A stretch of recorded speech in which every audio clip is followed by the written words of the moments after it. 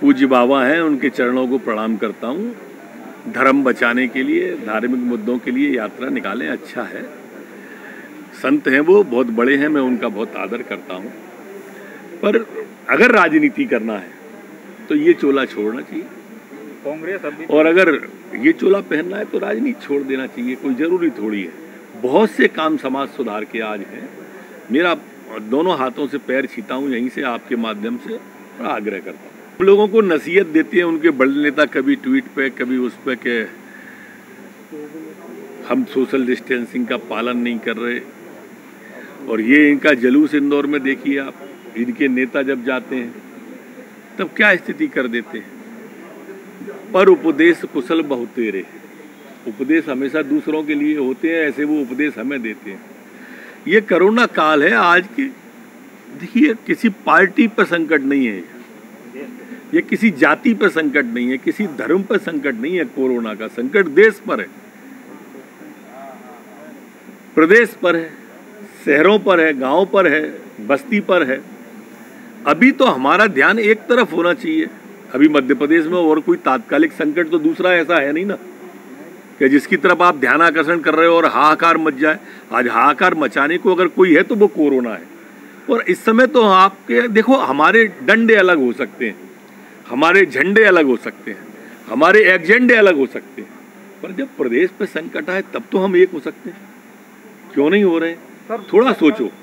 आज कैबिनेट तक वर्चुअल हो रही है, सारी मीटिंगें वर्चुअल हो रही हैं, कोरोना की बैठक वर्चुअल हो रही है। कृपा करो, कभी तो प्रदेश की सोचो कांग्रेस वालों। दिग्विजय सिंह जी 10 साल तक मध्य प्रदेश के मुख्यमंत्री रहे।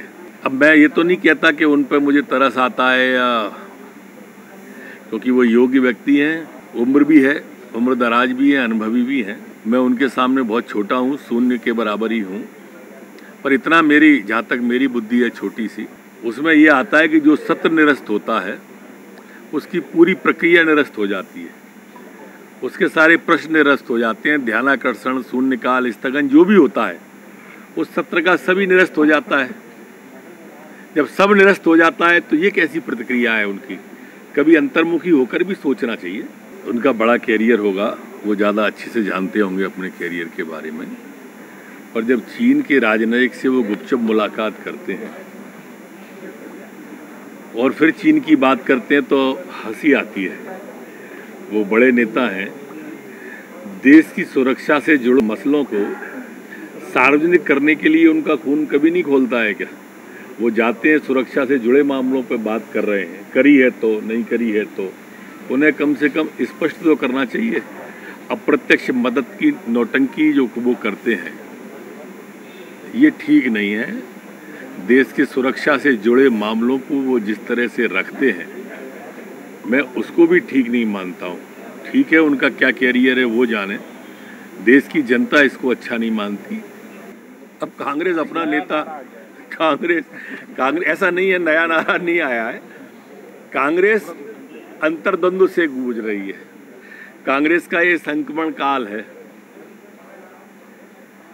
वहाँ जितने भी हैं, अभी कुछ दिन पहले आदरणीय जयवर्धन जी का पोस्टर था भावी मुख्यमंत्री के रूप में, माननीय नकुलनाथ जी खुद कह ही चुके हैं।